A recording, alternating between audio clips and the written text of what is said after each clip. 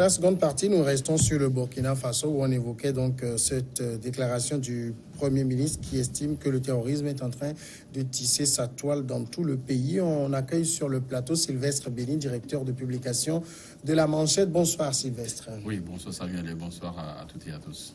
Comme Imayaba, vous avez la parole et vous essayez de voir un peu les foyers où ce djihadisme prospère. Oui, en fait, vous regardez bien, c'est le nom du Burkina qui concentre beaucoup plus ces foyers de djihadisme. Et aujourd'hui, on se demande pourquoi c'est le nom du Burkina. Et entre-temps, les gens ont tenté de dire que c'est l'échec qui a eu lieu entre les riverains, c'est-à-dire que le nom du Burkina, entre comment les appelle-t-on, les chrétiens, les musulmans, qui a occasionné ces foyers de tension, alors que le mal est résidé quelque part. Alors, nous disons que si nous prenons le Burkina dans son ensemble, le nord du Burkina est plus vaste que le centre du Burkina. Et donc, vous allez constater que ces foyers de tension ne sont pas connus parce que le Burkina devait faire une migration vers le sud du Bénin, du Burkina, j'allais dire, pour donner un éclat à la situation. Alors aujourd'hui, vous allez constater que le Burkina fait des efforts pour lutter contre ce djihadisme, mais tente en vain. Même les forces de défense dont vous parlez actuellement ne peuvent pas résoudre ce problème. C'est un problème qui a ses ressources quelque part. Et donc, il faut aller au tréfonds, comprendre qui sont ceux qui financent ces djihadistes, qui sont ceux qui leur prêtent main afin de pouvoir donner des solutions à ce problème. Mais quand vous dites les forces de défense ne peuvent pas résoudre ce problème, mais c'est là également peut-être l'aveu d'échec ou de faiblesse dont on parle à travers la déclaration du Premier ministre. Oui, moi je vois la déclaration du Premier ministre comme des aveux, des déclarations. En fait, ça devait avoir des mesures d'accompagnement. C'est-à-dire qu'on ne peut pas constater, déclarer et ne pas proposer une solution. Alors, quand il dit que c'était hier, c'était des zones c'était des foyers où on pouvait donner comme cible. Aujourd'hui, le Burkina vit dans son entièreté ce djihadisme. Ça veut dire que quelque part, il faut trouver des solutions qui puissent permettre à ces djihadistes de faire de la progression du nord vers le sud. Donc, il faut véritablement que ça ne s'arrête pas comme il fait d'annonce. Il faut des mesures d'accompagnement pour pouvoir résoudre ce problème. Alors, Sylvestre Béni, on était en train d'évoquer le Burkina où le Premier ministre Christophe Dabiré estime que le terrorisme est en train de tisser sa toile dans tout le pays. Est-ce que vous ne pensez pas que cette déclaration est un peu pour lui comme un aveu d'échec, un aveu de faiblesse, les autorités, tout le monde est pris de court, on ne sait pas par quel bout tenir pour lutter contre? Oui, il faut dire que le Burkina, en réalité, ne s'est pas préparé contre le djihadisme. Et il est vrai, à l'époque de Blaise Compaoré, il y avait quand même cette manière-là. Certes, il y avait des cellules djihadistes donc, au Burkina, mais qui ne frappaient pas au Burkina. Ils allaient commettre leurs bêtises ailleurs, dans le Mali, tout ça. Mais sauf que depuis la chute donc du régime de Blaise Compaoré, ils ont commencé donc à sortir la tête de l'eau. Et donc, ont vite compris qu'à l'époque, le régime de Blaise Compaoré avait quand même partisé avec eux. Et c'est clair, il les finançait. Et même avec l'installation même des nouveaux gouvernants, donc au niveau de Burkina, ils ont même dit qu'ils ont demandé un certain nombre de choses et tout ça. Donc, ça veut dire clairement qu'à l'époque, l'ancien régime au moins fournissait du matériel, fournissait donc de l'argent et tout donc à ces djihadistes-là. Maintenant qu'aujourd'hui, il n'y a plus le pont est coupé, donc près de quoi, c'est une campagne donc de vengeance, de revanche contre ce régime-là. Et généralement, dans ces circonstances, je crois qu'il serait mieux. Il serait mieux que du moins l'actuel régime puisse au moins demander à l'ancien comment est-ce que ça se fait. Oui, parce que aujourd'hui ils sont donc en train donc de vivre l'islamisme radical, parce que la dernière fois ils ont même tué un prêtre catholique, ils ont brûlé des églises. Là ça sort maintenant de l'ordinaire, parce que ce ne sont plus des gens qui viennent frapper peut-être dans les hôtels où ils savent qu'ils peuvent trouver donc des occidentaux, parce que c'était la cible privilégiée donc de ces djihadistes là, frapper dans les hôtels, dans les cabarets, dans les maquillons. On sait qu'au moins on peut trouver des blancs Bon, celui qui est à la couleur blanche, donc c'est l'ennemi à abattre. Maintenant, même sur le territoire, il peut même tuer un Burkinabé qui est d'une autre confession religieuse, ça veut dire que ça prend de l'ampleur. Donc, véritablement, je crois que ils doivent interroger l'ancien régime, comment est-ce que ça se fait. Maintenant, il y a un élément essentiel donc dans cette guerre-là contre le djihadisme. L'un des pions qui connaît mieux la cellule, c'est Djibet Diendéré. Oui. C'est Djibet Diendéré qui est aujourd'hui en prison. Or, lorsque vous voyez, à l'époque, quand on prenait des otages dans le Sahel, c'est lui qui allait chercher ces otages-là. Donc, ça veut dire qu'en quelque sorte, il connaît un peu ses amis, entre guillemets. Maintenant que le monsieur est en prison, il n'y a plus d'interlocuteurs. Ce régime-là aussi essaie donc de fermer tout le robinet. Donc, ils vivent cela.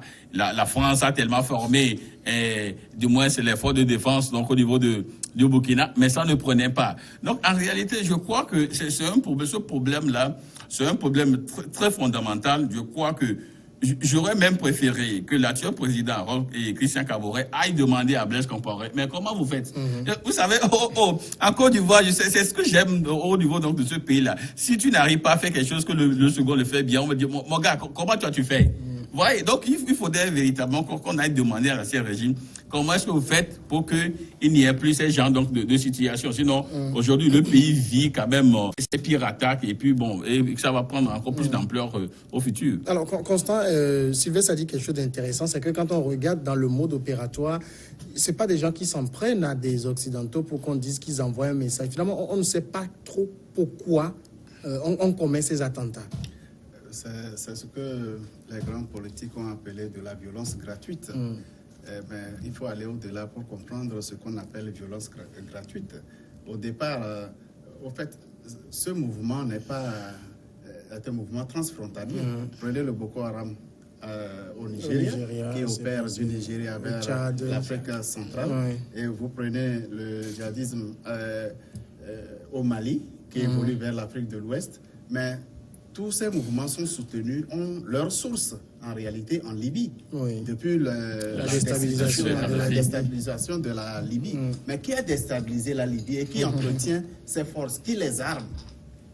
Ce sont les Occidentaux, principalement la France. Il faut avoir le courage de le dire. Et vous allez remarquer sur les réseaux sociaux comment la diplomatie occidentale est en train d'alerter les ressortissants français à travers les différentes régions en indiquant les zones dangereuses. Pour le Togo, on parle du nord du Togo, la zone 5AC et autres. Ah oui, c'est eux qui entretiennent ces mouvements, c'est eux qui produisent les armes et ils ont tout intérêt à déstabiliser l'ensemble de la région pour des raisons économiques. Quand vous allez en Libye, bien que la Libye soit à feu à sang à tout moment, il y a les zones qu'ils appellent les zones sécurisées, où aucun Libyen n'a droit de mettre pied. Mais quelles sont ces zones? Ce sont des zones pétrolifères et actuellement, ils sont en train de ponctionner sérieusement le pétrole libyen. C'est ce qui va arriver dans les différents pays qui seront complètement au désarroi avec le développement de ce mouvement. Il sera difficile pour toutes les armées. D'ailleurs, au Mali, c'est la coalition de plusieurs pays, la coalition militaire de plusieurs pays qui n'arrive pas à venir à bout de ce mouvement au Mali. Mais qu'est-ce que l'armée burkinabé peut devant ce mouvement qui n'a pas d'insigne? Ce sont des civils fortement armés. Mais où est-ce qu'ils s'entraînent? Personne ne sait. Eux, ils identifient rapidement les militaires parce qu'ils sont en uniforme. Et ils sont très mobiles et jamais les militaires n'arrivent à formellement identifier les éléments djihadistes. C'est pourquoi, quelquefois, certaines incursions militaires dans le centre, le nord du Burkina, avaient fait des victimes innocentes.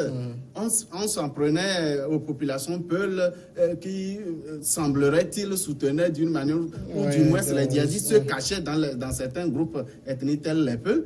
Donc, c'est difficile, c'est un mouvement très difficile à abattre. C'est pratiquement une hydre. Au moment où vous pensez l'avoir affaibli d'un côté, c'est qu'il a repoussé plus puissant. Il a grandi encore d'un autre côté et c'est difficile, sera très difficile. Il appartient aux différents pays de se poser la question: quelles sont les zones faibles par lesquelles le djihadisme peut s'implanter dans notre pays? Alors justement, on évoquait également la question du terreau de ces groupe terroriste, c'est surtout la pauvreté, on le dit.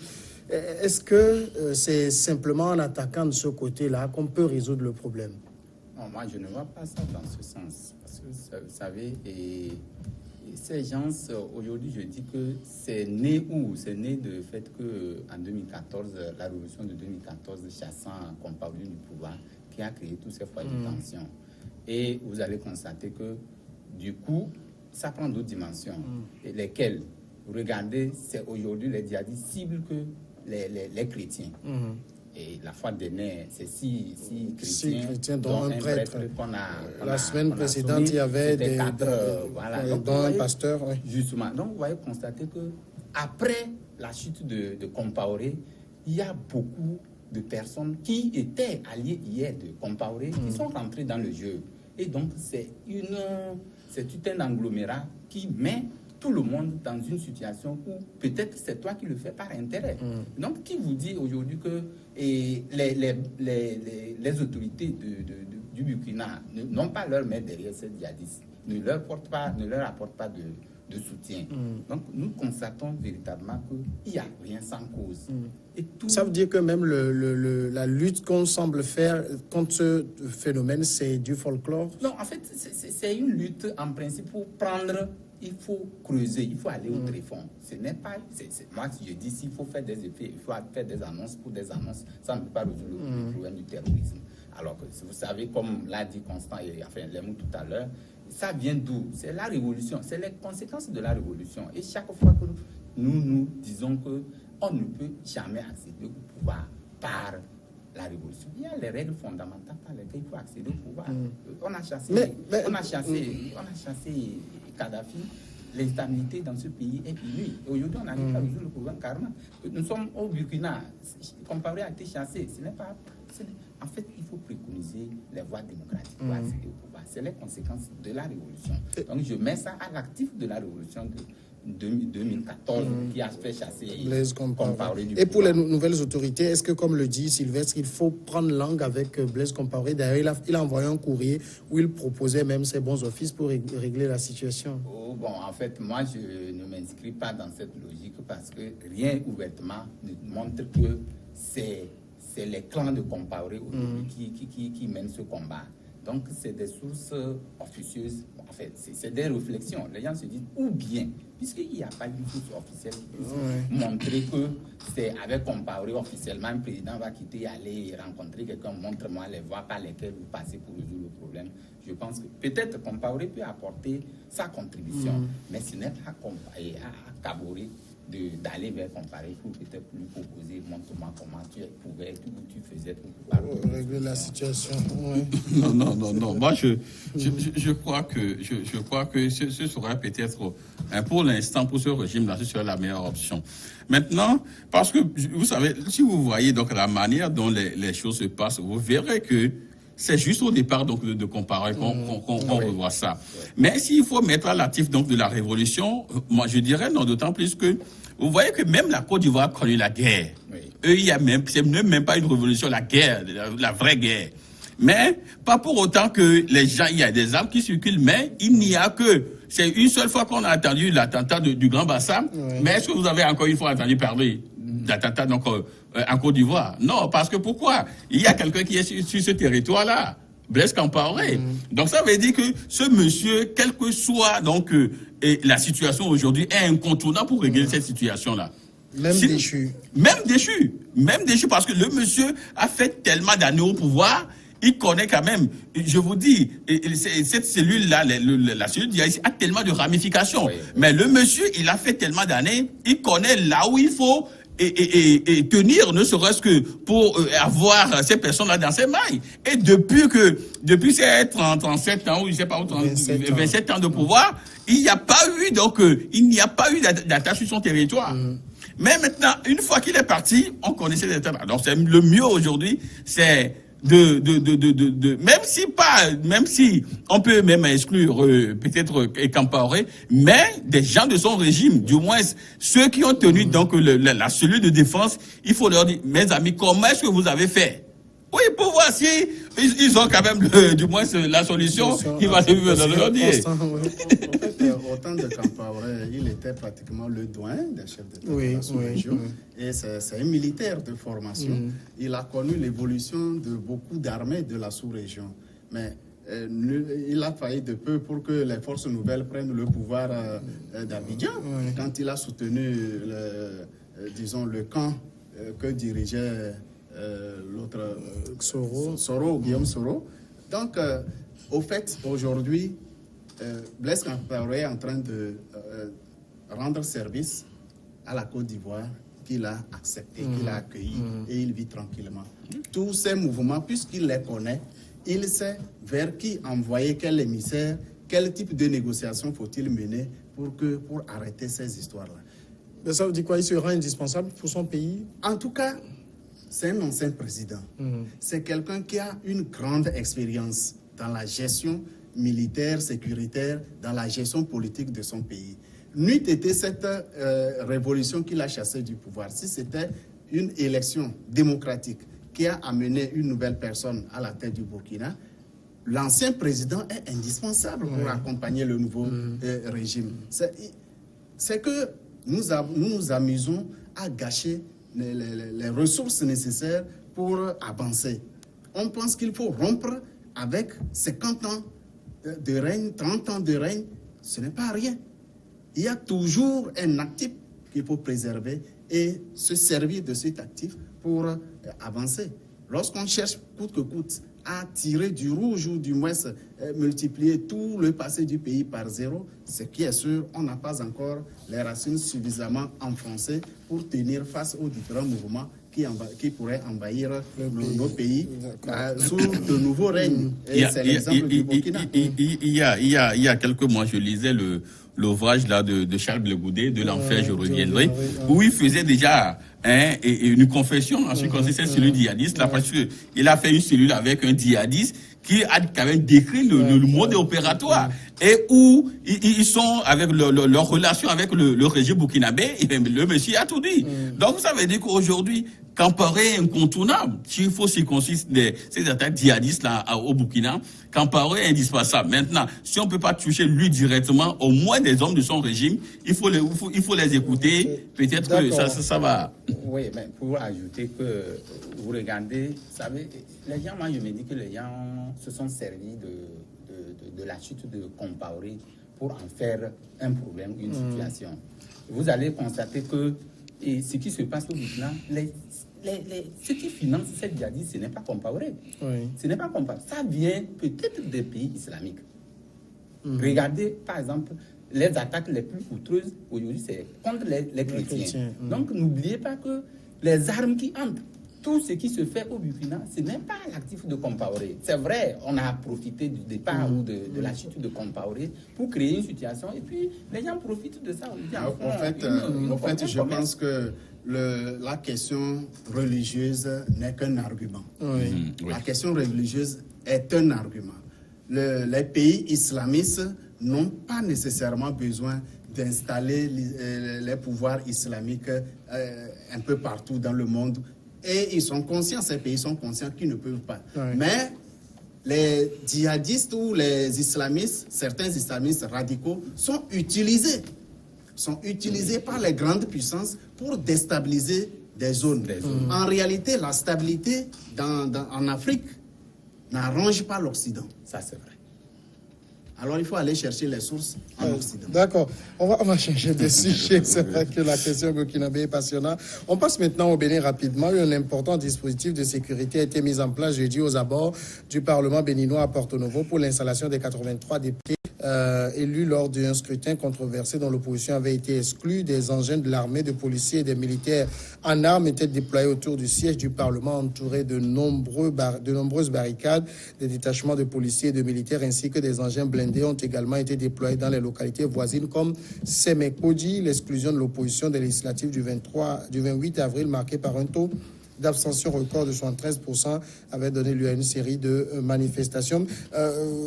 Comme Mayaba, on a plus vu de chars que de députés. Hein. C'était comme si c'était l'installation des chars. On a l'impression que c'est l'installation des chars. Oui, c'était toute la bagaille. C'est une panique généralisée. Ah non. Ce qui se passe au Bénin, il faut dire, vraiment, c'est un recul démocratique. Non, c'est un recul démocratique. Vous m'excusez, on parle de comparer. Et Talon a pensé qu'il est venu dans un pays où il va installer sa démocratie à sa façon. Ça ne peut pas marcher au Bénin. Déplorable. Ça a marché. Ça a marché. Vous êtes en train Le Parlement est installé. Le Parlement est installé. Mais ce qui est en train de se passer, c'est dangereux. Imaginez dans quel pays au monde on peut dire que l'Assemblée est monocolore. Or, nous parlons aujourd'hui de la démocratie. On a déjà eu ça en 2002 dans un pays que vous connaissez très bien. bien. Bon, en fait, ce n'est pas le pays qui avait... C'est peut-être que les gens n'avaient pas voulu participer, c'est tout. C'est la politique de la chaise vide. Ici, c'est le cas contraire, puisque les gens manifestent leur volonté de participer, où le président dit non, il n'y a pas question, ou peut-être telle loi vous interdit. Alors, si c'est pour le peuple, on peut modifier la loi. Si c'est pour le peuple, on peut modifier la loi. Donc, on ne peut pas faire une démocratie contre le peuple. C'est pour le peuple. Donc, il faut faire véritablement que Talon pense à sa politique pour que le Bénin, qui était un modèle d'hier, retrouve ses lettres de noblesse. Aujourd'hui, vous allez constater que le Bénin, sur tous les fonds, on en parle. Que bon, vous qui étiez l'exemple d'hier, vous êtes devenu maintenant un terrain foyer de tension, ou peut-être c'est un exemple à ne pas copier. Donc, hier, c'est eux qui parlaient de nous, les Togolais. On a croisé les bras, on les regarde. Ce n'est pas quand même une joie. Souhaitons que, à chaque fois qu'il y a un grain de démocratie, on fasse tout pour cultiver ces grains et puis qu'on puisse trouver des solutions. Et cet arsenal de guerre qu'on a placé, 3 corps d'armée, l'armée républicaine, les commandos, et puis les CS, non, c'est pas possible. Alors qu'ils ont une menace dans le nord. Non, c'est pas possible, quoi. Sylvestre. Non, ça fait... au Bénin, quoi, pour l'application. Ça fait rire, hein, ça fait rire, mais ce qui se passe au Bénin, et vraiment, c'est déplorable. C'est déplorable parce que après 29 ans de démocratie, l'histoire retiendra que c'est un certain talent qui a fait reculer les valeurs, principes démocratiques au Bénin. Et je me dis, les chars, tout ce que nous avons vu la dernière fois, c'est jusqu'à quand? Jusqu'à quand ils vont rester là? Et il y a des députés qui vont quitter peut-être leur maison pour aller au Parlement. Est-ce qu'ils seront au milieu des chars? Jusqu'à quand ils vont vivre tout cela? Je crois que pour éviter tout cela, je crois que Talon a péché. Talon a péché donc dans l'organisation de ce scrutin. Il voulait exclure les gens parce que je me dis que moi, j'ai trouvé un homme frustré. Un homme frustré parce que il a tenté par 2 fois de modifier la Constitution. D'abord pour le septennat et tout ce qu'on a vu. Ça, il n'a pas réussi. À chaque fois, il voyait devant lui un certain Yahi Boni, malgré son âge, tout feu, tout flamme. Et il y a Soglo qui a encore ses jambes de 20 ans et qui tournait et tout. Donc, ne serait-ce que pour... et leur montrer que voilà quoi, moi aussi je peux me retourner contre vous. Il a essayé donc de faire ce coup de force électoral là pour installer ses députés. Maintenant, c'est pas encore fini, parce que je crois qu'il y a des gens qui disaient qu'on sait où et quand ça commence, mais je ne sais jamais où et quand ça va finir. Maintenant, il a fait le forcing, c'est passé. Bon, et je crois que bientôt on va commencer à légiférer, il va faire passer un certain nombre de lois. Le président et le bureau de l'Assemblée a été élus. Je vous dis, tout ce qu'il dira aujourd'hui, ça va passer comme une lettre à la fois parce que l'Union progressiste sur le bloc républicain, c'est acquis donc à sa cause. Donc il y a plus d'opposition, donc au Parlement. Et c'est là où peut-être la révolte va venir parce que il y aura quand même une loi où la majeure partie donc des Béninois ils vont se lever et vendre debout contre cette loi là. Constant, c'est vrai qu'on a tout dit, mais in fine le Parlement est installé. Mais alors, on a tout dit. Qu'est-ce qu'on a dit? Qu'est-ce qu'on a dit? En tout cas, moi, je ne suis pas indifférent du fait que la grande majorité de la population béninoise a été mise de côté à l'occasion de ces élections législatives. Ça, c'est une réalité. Mais tout ce qu'on disait, on disait tout sauf ce qui est légal. Patrice Talon et ses partisans sont dans la légalité. Parce que les partis politiques de l'opposition ne s'étaient pas opposés aux réformes par rapport au code électoral, par rapport au statut des partis politiques. Tous étaient d'accord de ce qui a été introduit comme nouvelle disposition. Alors, être opposant, ça ne signifie pas forcément être intelligent. Et les dictateurs, ce n'est pas parmi les militaires qu'on les trouve. Les plus gros dictateurs sont civils. Mais Hitler, comment Hitler est parvenu au pouvoir? Par les urnes, bien sûr. Par les urnes. Mais il fut le plus grand dictateur du monde. C'est ce que Patrice Talon est en train de faire au Bénin. Dans la mesure où, jusqu'au jour d'aujourd'hui, personne n'a contesté la légalité des élections qui ont eu lieu au Bénin. Ouais. Mais l'opposition politique a manqué de vigilance pour comprendre que les dispositions qui étaient introduites ne lui permettraient pas d'aller. Mais il y avait ce délai record là, mais je crois que oui. Ce délai a été accepté par l'ensemble de la classe. On est obligé de marquer la pause et on va revenir après.